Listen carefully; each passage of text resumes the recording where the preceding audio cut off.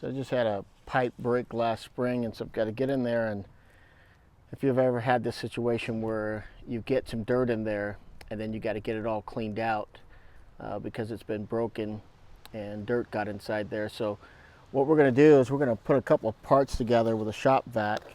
The things I had, I really just trying to do a quick job. If you've got a shop vac, you can take a shop vac, and we're going to do some improvisation here just to try to get that mud and that dirt out of that pipe. So here I've got a regular oil funnel, and then what I'm going to do is just attach that oil funnel to the end of my shop vac.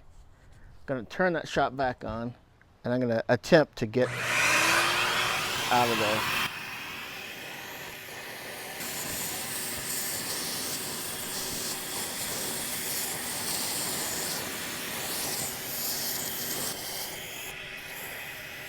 And there we go, all cleaned out. So we got it all out of there. It's in the shop vac. I'll just clean these little pieces here up, and that way I'm not passing all that dirt. Now you're going to suck up some water too that's residual in the pipe. That's okay, but you'll get any dirt that's on either side of that pipe as well. You'll bring that in. So, and you're all cleaned up and you're ready to go. This is a simple solution for, that's probably about $1 from AutoZone or Walmart.